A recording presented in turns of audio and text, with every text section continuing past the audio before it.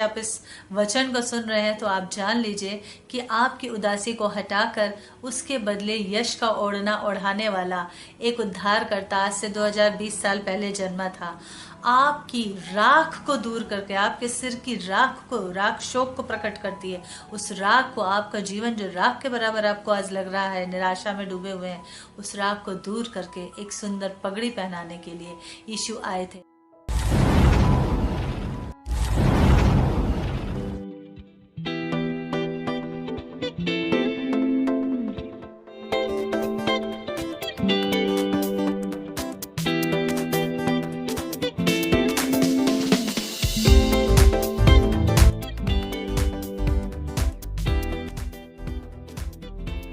Praise the Lord, जय मसीह की।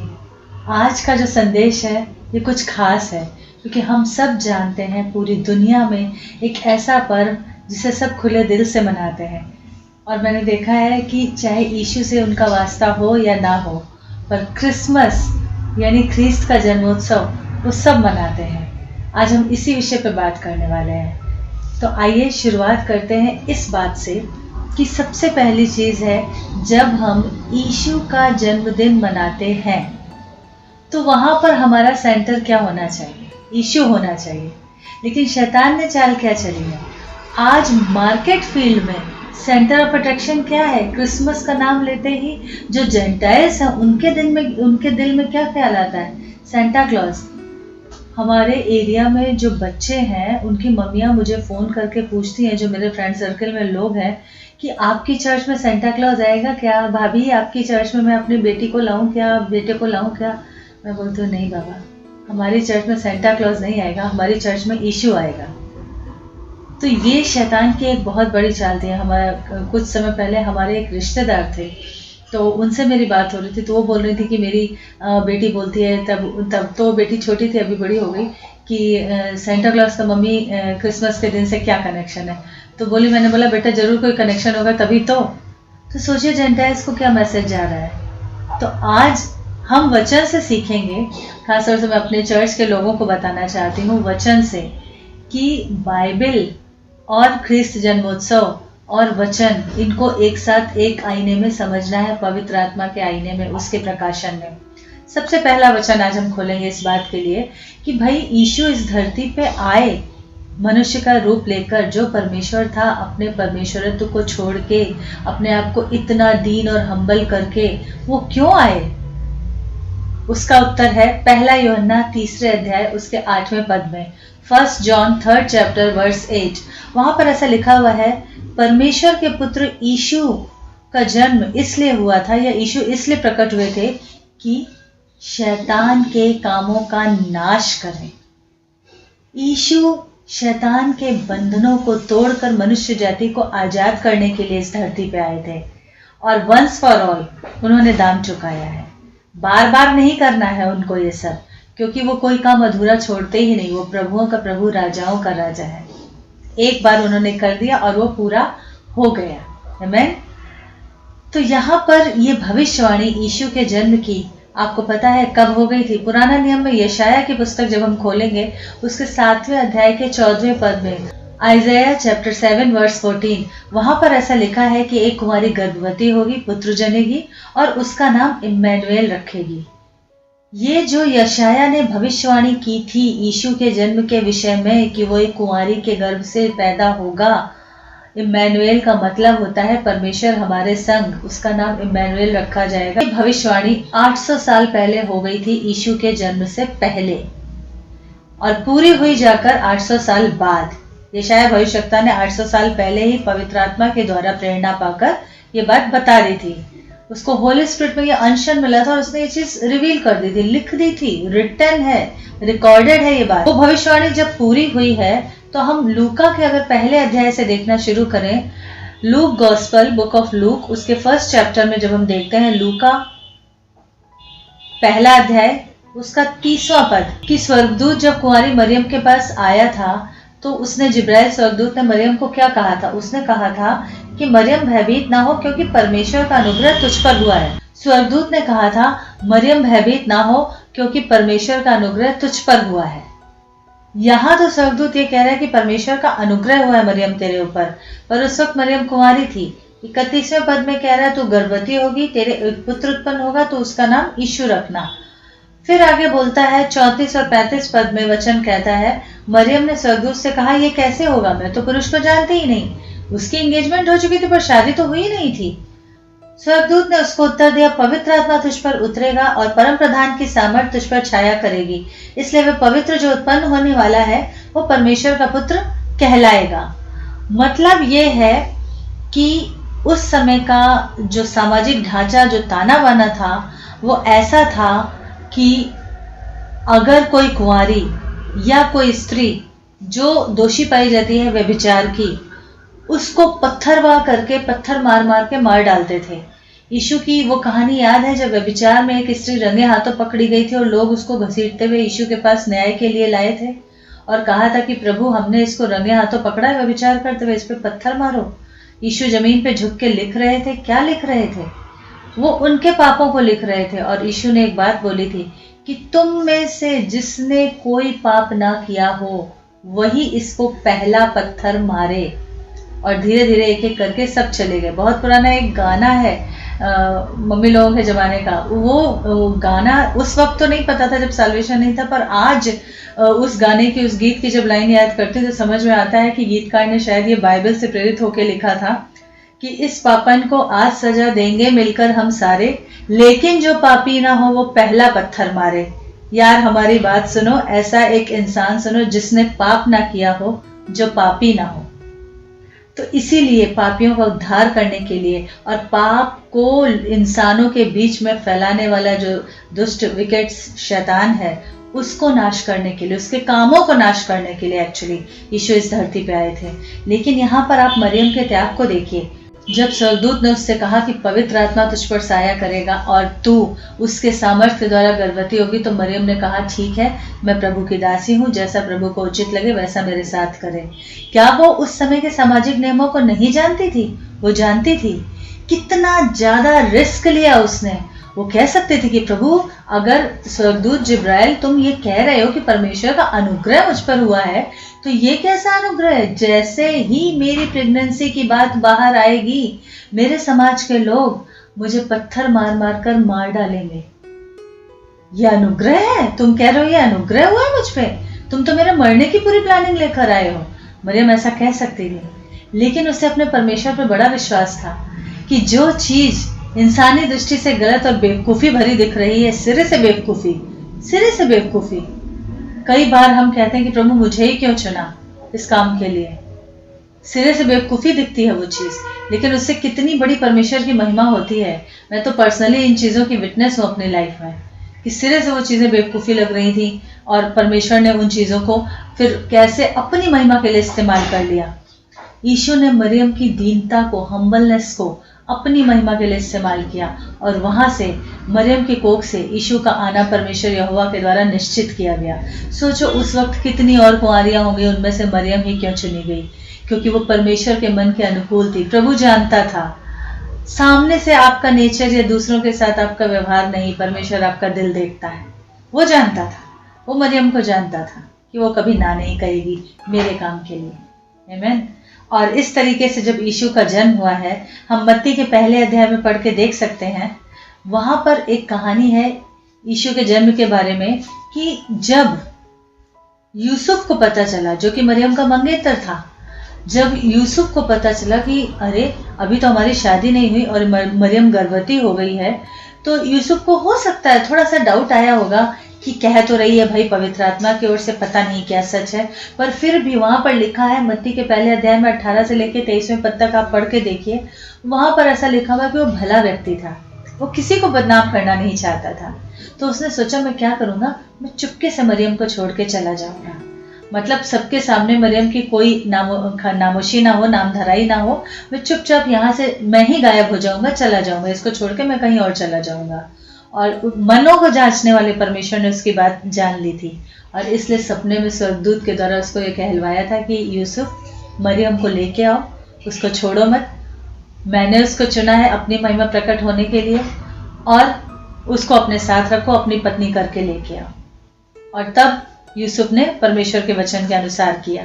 पहला यूहन्ना उसका 3रा अध्याय उसका 5वां और 9वां वचन, 1 John 3rd chapter 5th and 9th verse हम देखेंगे। वहां पर ऐसा लिखा हुआ है कि 5वें पद में ऐसा लिखा है कि तुम जानते हो कि यीशु इसलिए प्रकट हुआ कि पापों को हर ले जाए, पापों को मिटाने के लिए, नाश करने के लिए। और उसके आगे एक बड़ी इंपॉर्टेंट बात लिखी है, उसके स्वभाव में, किसके स्वभाव में? यीशु के स्वभाव में कोई पाप नहीं था, उसके स्वभाव में कोई पाप नहीं था। आगे लिखा है 9वें पद में, जो कोई परमेश्वर से जन्मा है वह पाप नहीं करता क्योंकि उसका बीज उसमें बना रहता है। किसका? परमेश्वर का बीज, यीशु का बीज उसमें बना रहता है। यीशु के स्वभाव में कोई पाप नहीं था। पहले यूहन्ना के 3रे चैप्टर के 8वें पद में वचन कहता है कि पापों का नाश करने के लिए, शैतान के कामों को खत्म करने के लिए यीशु आए थे। क्यों आए थे? क्योंकि यीशु के स्वभाव में कोई पाप नहीं था, इसलिए वही ये सामर्थ रखते थे जो उन्हें पिता की ओर से मिली थी। जो परमेश्वर से जन्मा है, मतलब जिसने नया जन्म पा लिया है। देखिए, हम सब पापी थे, लेकिन जब हमारा उद्धार हुआ, यीशु मसीह को हमने अपना उद्धारकर्ता ग्रहण किया, हमने नया जन्म पा लिया, अब परमेश्वर का बीज हमारे अंदर है, तो अब हम आत्मा में, परमेश्वर का बीज है हमें, तो अब हम पाप नहीं करते।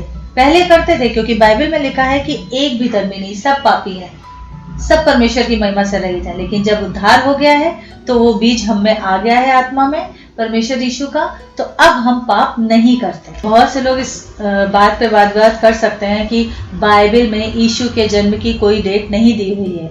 ठीक है, नहीं दी हुई है, लेकिन बाइबल में जो परिस्थितियां बताई गई हैं उसके अकॉर्डिंग तो हम ये समझ सकते हैं कि ठंड के समय में ही यीशु का जन्म हुआ था। ठीक है, तो कभी ना कभी तो वो आए थे इस धरती पे। हमें उनको इन्फेंट जीसस, बेबी जीसस करके नहीं सजाना है अपने घरों में, क्रिसमस ट्री या ऐसा करके कुछ मैंजर नहीं लगाना। या मैं ये नहीं कह रही हूँ कि जो लगा रहे हैं मैं उनका न्याय करने बैठी हूँ या कुछ, लेकिन मैं बता रही हूँ कि अपने दिमाग में एक पिक्चर क्लियर रखिए कि वो क्रूज पे लटका हुआ मसीह नहीं है। शैतान को क्रूज पे तमाशा बनाकर खुल्लम खुल्ला जीत के आया हुआ रिजरेक्टेड क्राइस्ट है। वो सर्वशक्तिमान के दाहिने बैठा हुआ, पिता के दाहिने बैठा हुआ हमारा मध्यस्थ, हमारा महायाजक है वो। तो अपने माइंड में वो पिक्चर क्लियर रखिए। हम जन्मदिन इसलिए मनाते हैं यीशु का, फिर आप कहेंगे क्यों मनाते हैं? इसलिए मनाते, देखिए हम और आप इंसान हैं, और जब हम बड़े हो जाते हैं तो भी बड़े होके भी तो जन्मदिन आपस में एक दूसरे का मनाते हैं, लेकिन वो तो परमेश्वर है और उसके बारे में अन्य जातियों को पता चले। एक दिन मुकर्रर अगर कर दिया गया है, चलो मैं कहती हूँ नहीं है सही डेट, ठीक है, तो भी कम से कम वचन तो फैले, कम से कम इसी जरिए लोगों तक सुसमाचार तो जाए। उस दिन कोई विरोध नहीं करता, सुन तो लेते हैं कम से कम वचन। हालांकि पवित्र आत्मा की अगुवाई में जब भी हम निकलेंगे तो विरोधियों के मुंह को, शेरों के मुंह को बंद करने वाला परमेश्वर बंद कर देता है, वो कोई प्रॉब्लम वाली बात नहीं है। लेकिन उस दिन सब खुले मन से सुनते हैं, तो ये एक जरिया है हमारे लिए परमेश्वर के वचन को फैलाने का। तो उस दिन को मनाना, एक्टिविटीज ओरिएंटेड आपका क्रिसमस नहीं होना चाहिए कि बहुत सारी एक्टिविटीज हमने कर ली, खूब सारा डांस, नाच गाना कर लिया, कोई बुरी बात नहीं है, लेकिन मेन चीज है वचन, वचन पे मन लगाना है। अभी यूरोपियन कंट्रीज के बारे में जब मैं स्टडी कर रही थी तो मैंने देखा कि वहां पे एक टर्म है इपिफैनी, जिसका मतलब होता है प्रभु प्रकाश। और वो प्रभु प्रकाश करके, वो जो इपिफैनी करके वो जो टर्म मनाते हैं, वो जो एक दिन मनाते हैं, वो ऐसा वहां पर था कि वो 6 जनवरी एक डेट मुकर्रर कर रखी है, निश्चित की है, उस दिन मनाते हैं। क्यों मनाते हैं? क्योंकि कहते हैं भैया वाइज मैन इस दिन आए थे। इस दिन वाइज मैन यीशु को तारे के अकॉर्डिंग खोजते खोजते, भविष्यवाणी के अकॉर्डिंग खोजते खोजते उस तारे का पीछा करते हुए उनके घर में आए थे जहां पे यीशु टिके हुए थे। अभी यहाँ पे देखिए थोड़ा सा डिफरेंस है, एक तो गरड़िया आए थे, दूसरे वाइज मैन आए थे, तो दोनों का डिफरेंस बहुत अच्छे से समझ लेना है। क्योंकि अभी आने वाले समय में जो सीरियल शुरू होने वाला है यीशु के ऊपर, उसके बारे में कंट्रोवर्सीज आने लगी हैं कि बाइबल पे आधारित नहीं है। अगर बाइबल पे आधारित नहीं है तो बहुत ही गलत है। जो उसके निर्माता लोग हैं उनको बहुत ध्यान देने की जरूरत है। अब वो तो आने के बाद ही पता चलेगा जब हम लोग देखेंगे।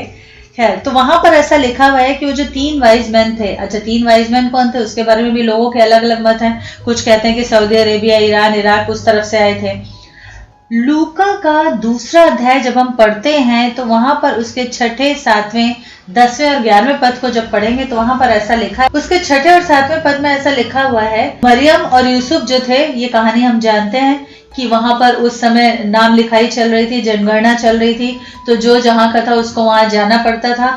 तो ये दोनों भी अपने गांव वापस आए थे और वहां पर जगह नहीं थी क्योंकि भीड़ बहुत ही, सारे जो सराय वगैरह थे, जो रेस्ट हाउस थे, वो सब भरे हुए थे। तो फाइनली इनको किसी के घर में भी नहीं, उनकी गौशाला में जगह मिली हुई थी, तो वहां पे वो रह रहे थे। और वहां पे लिखा है कि और वह अपना पहलौठा पुत्र जनी, वहां पर रहते हुए, कौन? मरियम, और उसे कपड़े में लपेटकर चरनी में रखा क्योंकि उनके लिए सराय में जगह नहीं थी। मैंजर में रखा था, चरनी में रखा था मरियम ने यीशु को कपड़े में लपेट के। उस जगह पे यीशु का जन्म हुआ। कितना अपने आप को हम्बल और दीन करके वो स्वर्गों का मालिक, स्वर्गों के स्वर्ग का महामहिमन, हमारा महायाजक, वो अपने आप को कितना हम्बल और दीन करके आया। 10वें पद में लिखा है, स्वर्गदूत ने उनसे कहा, मत डरो। वहां पर ऐसा है कि कुछ जो गरड़िए थे वो रात में मैदान में अपने झुंड का पहरा दे रहे थे और अचानक से एक परमेश्वर का दूत उनके पास आया और उसने कहा कि मत डरो, क्योंकि देखो तुम्हें बड़े आनंद का सुसमाचार सुनाता हूँ जो सब लोगों के लिए होगा। क्या सुसमाचार था? कि दाऊद के नगर में आज तुम्हारे लिए एक उद्धारकर्ता जन्मा है और यही मसीह प्रभु है। उन शेपर्ड्स को, उन गरड़ियों को स्वर्गदूत ने खुद आके बताया और तब उन्होंने कहा कि इसका तुम्हारे लिए चिन्ह ये होगा कि तुम एक बालक को कपड़े में लिपटा हुआ और चरनी में पड़ा हुआ पाओगे। एकाएक स्वर्गदूत के साथ स्वर्गदूतों का दल परमेश्वर की स्तुति करते हुए, वो जो एक स्वर्गदूत आया था ये समाचार देने उन शेपर्ड को, उसके साथ स्वर्गदूतों की सेना, पूरा का पूरा दल आ गया, गीत गाते हुए, स्तुति के गीत गाते हुए। और वो क्या गा रहे थे? आकाश में परमेश्वर की महिमा और पृथ्वी पर उन मनुष्यों में जिनसे वे प्रसन्न है शांति हो। ठीक है। और स्वर्गदूत जब उसके पास से, गरड़ियों के पास से चले गए, तब उन्होंने, गरड़ियों ने कहा, वो शेपर्ड्स ने कहा कि चलो ये जो बता के गए हैं, चलो उसको खोजते हैं। अगर परमेश्वर ने हमसे कोई बात कही है तो आओ उस बात की पुष्टि कर लें। इससे लेके 23वें पद में हम आगे पढ़ेंगे कि जब 8 दिन पूरे हुए और उसके खतने का समय आया तो उसका नाम यीशु रखा गया, जो स्वर्गदूत ने उसके पेट में आने से पहले कहा था। ठीक है। अब जब स्वर्गदूत बालक के पास आए थे तो उन्होंने देखा था और बालक को चरनी में रखा हुआ था, यीशु को देखा और वहां जो लोग मौजूद थे उनको बताया कि हमको ऐसा ऐसा स्वर्गदूतों ने कहा है। उसके आगे जो पद बोल रहा है, 21वां पद, 21वां वचन कह रहा है कि उसके बाद, ये तो जब पैदा हुआ तब गरड़ी आके सारी चीजें बता गए, भेद की बातें, और सबके सामने रिवील कर गए कि ऐसा ऐसा स्वर्गदूत ने मुझसे, हमसे बोला है, हम जब मैदान में थे। उसके आगे 21वें पद में वचन कह रहा है कि 8 दिन पूरे हो गए, यीशु के जन्म को 8 दिन हो गए। यहूदियों की रीति के अनुसार उसके खतने का समय आया। मैंने इससे पहले कि अपने किसी मैसेज में बात बताई थी कि मसीहों का खतना नहीं होता, हमें मन का खतना करना पड़ता है। पर यीशु ने अपनी देह में व्यवस्था के एक एक बिंदु को अपने जीवन काल में पूरा किया है। वो व्यवस्था को मिटाने नहीं आए थे, व्यवस्था को पूरा करने आए थे। फिनिश, इसीलिए क्रूस पे उन्होंने कहा था पूरा हुआ। यीशु का खतना हुआ। हमें आज शरीर के खतने की जरूरत नहीं, पर मन का खतना करना ही है। आगे लिखा है कि जब मूसा की व्यवस्था के अनुसार उनके शुद्ध होने के दिन पूरे हुए तो वो उसको यरूशलेम में, कौन? उस यीशु के माता पिता यरूशलेम में प्रभु के सामने ले गए, जैसे हम बच्चों का डेडिकेशन करते हैं ना, उस तरीके से। और वहां पर लिखा है कि हर एक पहलौठा प्रभु के लिए पवित्र ठहरेगा, उस वचन के अकॉर्डिंग। और वहां पर लिखा है कि जो जो मतलब चढ़ावा या बलिदान चढ़ाया जाता था यहूदियों की रीति के अकॉर्डिंग, वो सब उन्होंने, वो सारे रिचुअल्स उनके माता पिता ने पूरे किए। 26वें पद में वचन कहता है, पवित्र आत्मा के द्वारा शमौन नाम का जो व्यक्ति वहां पर था, उस पर यह प्रकट हुआ कि जब तक वो प्रभु के मसीह को ना देख लेगा तब तक मृत्यु को नहीं देखेगा। तो जैसे ही मरियम और यूसुफ यीशु को लेकर मंदिर में आए थे तो वो जो शमौन था उसको ये बता दिया पवित्र आत्मा ने कि यही मसीह प्रभु है। और शमौन ने क्या कहा था? उसने बच्चे को गोद में लिया और परमेश्वर का धन्यवाद किया कि परमेश्वर, अब मैं शांति के साथ विदा हो जाऊंगा क्योंकि मेरी आंखों ने तेरे उद्धार को देख लिया है। इसके आगे वचन क्या कहता है? एक और लेडी थी, हन्ना नाम की लेडी, जो कि विधवा थी और 84 वर्ष से विधवा थी, हमेशा मंदिर में बनी रहती थी, रात दिन उपवास प्रार्थना करती थी। और वहां पर लिखा है कि जब उसने देखा यीशु को तो प्रभु का धन्यवाद करने लगी कि जो तेरे छुटकारे के यरूशलेम में बाहर जोते थे, अब उसको हमने देख लिया। तो इस तरह से ये दो भविष्यवक्ताओं ने भी उन बातों को कंफर्म किया, क्योंकि पवित्र आत्मा ने उनको बताया, रिवील किया, यही बच्चा है जो मसीह प्रभु है। इस तरीके से उन दोनों ने धन्यवाद दिया इस बात के लिए। शमौन ने धन्यवाद दिया और हन्ना ने धन्यवाद दिया।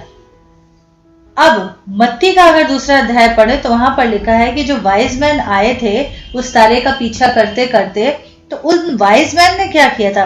वाइज मैन ने जहां पे तारा एक घर पे रुका था वहां गए थे, यीशु और मरियम को देखा था और अपनी भेंट की चीजें रखी थी। जबकि ये जो गरड़िए गए थे, इन्होंने तो वहां पे देखा था चरनी में लिपटा हुआ, गौशाला में बैठा हुआ। लूका के दूसरे अध्याय में बात लिखी हुई है, उसके 15, 16 और 18वें पद को अगर हम पढ़ के देखेंगे तो वहां पर ऐसा लिखा हुआ है कि जब गरड़िए आए थे तो यीशु चरनी में थे, यानी जब यीशु हुए थे उस वक्त स्वर्गदूतों ने उनको बता दिया था। लेकिन जब ये वाइज मैन आए थे उस वक्त तारा जाके एक घर के ऊपर रुका था। इसका मतलब तब तक टाइम हो चुका था। और जैसा मैंने बताया कि एक स्टडी के अकॉर्डिंग यूरोपियन कंट्रीज में वो लोग इपिफैनी करके एक टर्म मनाते हैं, वो दिन मनाते हैं, उस 6 जनवरी की एक जो डेट रखी हुई है उन्होंने।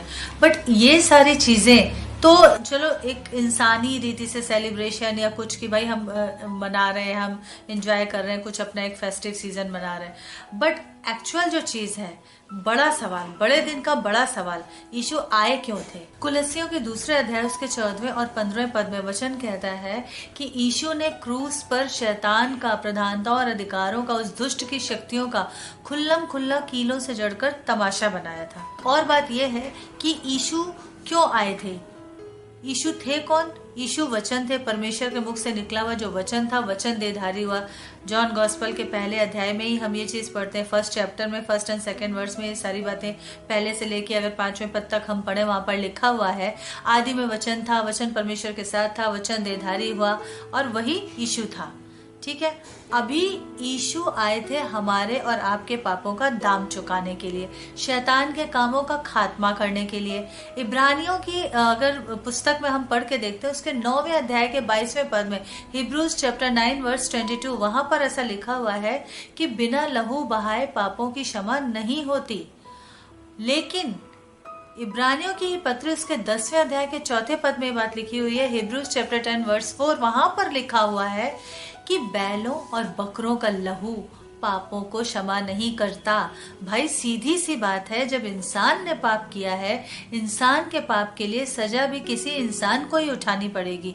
गलती आपने की है, अगर चोरी, पॉकेट मारी आपने की है, तो आपके बदले किसी हाथी को या किसी रोड पे जाते हुए डॉगी को या कुत्ते को या किसी दूसरे जानवर को उठा के जेल में नहीं डाल सकते। इंसान की गलती, इंसान पाप करके भ्रष्ट हुआ था, परमेश्वर की महिमा से रहित हो गया था। आदम और हवा शैतान के द्वारा बहकाए गए थे, इंसान बहकाया गया था, कोई जानवर नहीं बहकाया गया था। जबकि परमेश्वर ने ईडन गार्डन में सब कुछ बनाया था। आदम को बनाने के बाद बहुत सारे जानवर और वो सब एक ही दिन बनाए थे, लेकिन उसका मन नहीं लगा था, इसलिए हवा को बनाया था। पर पाप में कौन गिरा? जानवर नहीं गिरे, इंसान गिरा पाप में। तो पाप की मजदूरी मृत्यु है और इंसान के पाप की मजदूरी इंसान की मृत्यु है। तो सारी मनुष्य जाति के पापों का दाम चुकाने के लिए लहू बहाया जाना था। एक निष्पाप निष्कलंक मेमने के रूप में यीशु ने अपने आप को वहां पर सूली पर दिया था। और ये काम करने के लिए, हमें और आपको शैतान के बंधन से छुड़ाने के लिए, हमारे पापों का दाम चुकाने के लिए यीशु आए थे। जैसा कि अभी हमारा जो कीवर्ड्स था आज के हमारे इस क्रिसमस मैसेज का, वो यही था, 1 जॉन चैप्टर 3 वर्स 8, पहला यूहन्ना 3 अध्याय उसके 8वें पद में वचन कहता है कि यीशु जो थे वो परमेश्वर थे और परमेश्वर के पुत्र थे।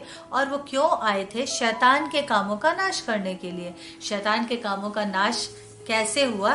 जब दाम चुका दिया गया, जब एक इंसान के रूप में आकर परमेश्वर ने लहू बहा दिया अपनी सृष्टि के सबसे फेवरेट बच्चे, अपने इंसान के लिए, उसको बचाने के लिए। क्योंकि शैतान तो रिश्तों के पीछे पड़ा रहता है हमेशा, और वो रिश्ता सृष्टिकर्ता और इंसान के बीच का रिश्ता बचाने के लिए यीशु आए थे। इसलिए यीशु आए थे, रिश्तों में जो गड़बड़ी डाली गई थी उसको वापस जोड़ने के लिए, मेल मिलाप, रिकंसिलेशन करवाने के लिए यीशु आए थे। यूहन्ना के 20वें अध्याय में जब हम पढ़ के देखते हैं, जहाँ पर यीशु रेजरेक्ट हो गए थे, पुनरुत्थित हो गए थे और मरियम को सबसे पहले मरियम मगदलिनी को दिखे थे, और जब वो उस समझ गई थी, जब आत्मिक आंखें खुली मरियम की और उसने यीशु से बातचीत की, और पहले तो सोचा माली है, फिर पहचान गई आत्मिक आंखें खुलने के द्वारा कि ये रब्बूनी है, और जैसे ही उनकी तरफ बढ़ी, यीशु ने कहा, मरियम, मैं अभी तक पिता के पास ऊपर नहीं गया हूँ, मुझे मत छू। अच्छा, एक और भेद की बात, अय्यूब की किताब जब हम पढ़ के देखते हैं पुराना नियम में, उसके पहले अध्याय के 6 और 7वें पद में पढ़ के देखिए, वहां पर ऐसा लिखा हुआ है कि जो शैतान था, जब यहोवा परमेश्वर के जो पुत्र थे स्तुति आराधना कर रहे थे, गीत गा रहे थे, वहां उनके बीच में मौजूद हो गया और परमेश्वर की आंखों से नहीं बच सकता था। तो यहोवा ने पूछा कि भाई तू कहाँ से आ रहा है? तो उसने बोला, पृथ्वी पे ऐसे ही घूमते घामते डोलते डालते इधर तक आ गया हूँ। इसका मतलब ये था कि शैतान ने, जब मैं बता चुकी हूँ आप लोगों को कि एक प्रेज एंड वर्शिप एंजल था, और जब उसने जलन की, जब उसने घमंड किया, जब उसके अंदर महिमा की भूख उपजी, तब उसको वहां से निकाल के गिरा दिया गया, उसको स्वर्ग से नीचे गिरा दिया गया और वो पृथ्वी पे घूमने घामने लगा। लेकिन उसकी वहां पर एंट्री प्रोहिबिटेड नहीं की गई, प्रवेश निषेध नहीं किया गया, हमेशा के लिए उसकी एंट्री को बंद नहीं किया गया था हेवन में। इसीलिए यीशु ने कहा था कि रुक जाओ। अब आप कहेंगे कि क्रिसमस पे आप गुड फ्राइडे का मैसेज दे रही हो। नहीं, Christmas, good Friday, resurrection Sunday सब एक ही है, क्योंकि हमारा मसीह पुनरुत्थित हो चुका है। ये याद रखिए कि हम जन्मदिन मना रहे हैं किसी बेबी जीसस का नहीं, हम जन्मदिन मना रहे हैं पुनरुत्थित मसीह का, रिजरेक्टेड क्राइस्ट का। तो ये इसलिए ये बात, ये कड़ियाँ तो हमेशा जुड़ेंगी, आप इन चीज़ों को अलग नहीं कर सकते। ठीक है, तो वहां पर यीशु ने वाचा का लहू, वो जो ब्लड ऑफ कवनेंट है, वो जाकर जब उस सिंहासन पे छिड़का था, वो लहू ने एक बैरियर बना दिया। यीशु के लहू के बाड़े को, उस बैरियर को, उस अवरोध को, उस रेखा को शैतान लांघ नहीं सकता, पार नहीं कर सकता, क्योंकि उस लहू में पावर है, उस लहू में सामर्थ है, क्योंकि वो लहू बहाने के लिए आए थे, हमारे और आपके पापों का दाम चुकाने के लिए आए थे, इसलिए यीशु आए थे। तो ये बात हमें हमेशा याद रखनी है। और इसके साथ ही साथ प्रेरितों के अध्याय का जो हम पहला पार्ट पढ़ के देखते हैं, पहला अध्याय पढ़ते हैं, फर्स्ट चैप्टर एक्ट्स का, तो वहां पर 3 और 9 से लेकर 11वें पद में जो हम ध्यान से पढ़ेंगे, तो वहां पर लिखा है कि यीशु जब रिजरेक्ट हुए थे, 40 दिन तक लोगों को दिखाई दिए थे और अपने प्रेरितों के, अपने शिष्यों के बीच में घूम घूम कर उन्होंने उपदेश दिया था। उन्होंने जीवित होकर चेलों को ब्रेकफास्ट कराया था, फ्राइड फिश और रोटी खिलाई थी, फेवरेट अपना ब्रेकफास्ट। और उसके बाद वो उनके सामने ही स्वर्ग पर उठा लिए गए थे, और वहां पर स्वर्गदूतों ने ये भविष्यवाणी की थी कि जैसे तुमने यीशु को ऊपर जाते हुए देखा, वैसे ही एक दिन ये बादलों में आएंगे। ये नहीं कहा था कि धरती पे आके फिर से जन्म लेंगे, बार बार जन्म नहीं लेने की जरूरत है हमारे मसीह को। अब वो अपने बच्चों को लेने के लिए, आत्मा में लेने के लिए, रैप्चर के जो टर्म हम यूज करते हैं, स्वर्गारोहण में ले जाने के लिए बादलों पे आएंगे, एक न्यायी की तरह आएंगे। और प्रकाशित वाक्य के 3 अध्याय में ये वाली बात लिखी हुई है कि the lamb was slain before the foundation of the earth, और वो चीज़ यीशु पूरी करने के लिए आए थे, पूरी कर दी। उसके बाद अब उन्होंने कहा था यूहन्ना के 14वें अध्याय में कि घबराओ मत, निराश मत हो, तुम्हारा मन व्याकुल ना हो, मेरे पिता के घर में बहुत से रहने के स्थान है और मैं जाके तुम्हारे लिए जगह तैयार करता हूँ। हमारा मैसन है, मैं जाके तुम्हारे लिए जगह तैयार करता हूँ ताकि आके तुमको फिर ले जाऊं। तो हम में से हर एक बच्चे के लिए जिसका नाम जीवन की पुस्तक में है, उसके लिए उसने वहां जगह तैयार कर ली है, और अब वो हम में से हर एक को, हमें और आपको लेने के लिए आएंगे। उस दिन के लिए हमें तैयार रहना है। अगर हम क्राइस्ट की बर्थ को सेलिब्रेट कर रहे हैं तो हमें क्राइस्ट के रिजरेक्शन को भूलना नहीं है। ये जैसा मैंने कहा, 2 चीज़ें हम अलग नहीं कर सकते हैं, ये पैरेलल जाएंगी, साथ साथ जाएंगी, आपस में गुथी हुई हैं। लूका के पहले अध्याय उसके 79 उसके 79वें पद में ये बात लिखी हुई है कि अंधकार और मृत्यु की छाया में बैठने वालों के ऊपर ज्योति चमकी थी। यीशु इसलिए आए थे ताकि जो दुखी टूटे हुए और निराश हैं, यशाया के 61 अध्याय में 61 चैप्टर में 1 और 3 वर्स में बात लिखी हुई है कि मैं खेदित मन वालों को शांति देने के लिए, कैदियों को छुटकारे का प्रचार करने के लिए, और जो उदास हैं उनके ऊपर यश का ओढ़ना ओढ़ाने के लिए, और सबसे बढ़िया बात, राख को दूर करके सुंदर पगड़ी पहनाने के लिए, ब्यूटी फ्रॉम द एशेस देने के लिए मैं आया हूँ। तो आज अगर कोई है जो शायद यीशु से अभी तक रिश्ते में नहीं बंधा है या दूर ही दूर से यीशु को जानता है, एक समय ऐसा था मैं भी दूर ही दूर से यीशु को जानती थी, अगर आप सिर्फ ये जानते हैं कि ये एक जाति विशेष का परमेश्वर है और आज आप इस वचन को सुन रहे हैं, तो आप जान लीजिए कि आपकी उदासी को हटाकर उसके बदले यश का ओढ़ना ओढ़ाने वाला एक उद्धारकर्ता आज से 2020 साल पहले जन्मा था। आपकी राख को दूर करके, आपके सिर की राख शोक को प्रकट करती है। उस राख को, आपका जीवन जो राख के बराबर आपको आज लग रहा है, निराशा में डूबे हुए हैं, उस राख को दूर करके एक सुंदर पगड़ी पहनाने के लिए यीशु आए थे। आपको जय के उत्सव में नृत्य कराने के लिए, ले चलने के लिए, और आपका टाट का पटका उतार कर आपको नृत्य के पटके पहनाने के लिए, आपके हम गाते हैं ना, you have turn my morning into dancing, वो वाली बात आपके जीवन में पूरी करने के लिए यीशु आए थे। अगर अन्य जातियों तक ये संदेश जा रहा है दूर दूर तक सोशल मीडिया के जरिए, तो मैं चाहती हूँ कि आज आप यीशु को एक पराया ईश्वर करके नहीं, एक जाति विशेष का ईश्वर करके नहीं, बल्कि एक प्रेम करने वाला मनुष्य जाति का परमेश्वर करके आज पहचानिए। मेरी दुआ है कि परमेश्वर आपकी आत्मिक आंखों को खोल दे, ताकि एक मनुष्य जाति को परमेश्वर ने, यूहन्ना 3:16 हमेशा का की वर्स बाइबल का, इतना प्रेम किया है परमेश्वर ने मनुष्य से कि अपना इकलौता पुत्र दिया है, ताकि जो कोई उस पर विश्वास करे वो नाश ना हो बल्कि अनंत जीवन पाए। आज अगर आप दुखी, टूटे और निराश हैं, तो आप जान लीजिए कि 2020 साल पहले एक ऐसा मसीहा, एक परमेश्वर, एकमात्र जिंदा खुदा जो आज भी आपके लिए वेट कर रहा है, क्योंकि उसने आपके पापों के लिए दाम चुकाया है। अगर आप सब कुछ करके थक चुके हैं, तो एक बार यीशु के छांव में आके देखिए। वो धर्म बनाने नहीं आया, वो जातियां बदलने नहीं आया, वो राख को दूर करके सुंदर पगड़ी, यश का ओढ़ना ओढ़ाने के लिए आया है। वो आपके दुखी टूटे दिल को तसल्ली देने के लिए, शांति देने के लिए आया है, जय के उत्सव में ले चलने के लिए आया है। आइए आज उस यीशु के पास आइए जो क्रूस पर अपनी बाहें फैला कर आपको बुलाता है।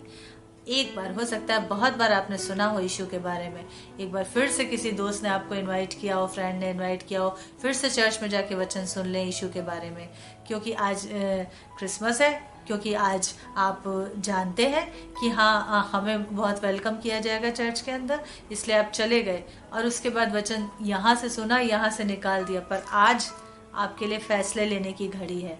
आइए दुआ करें।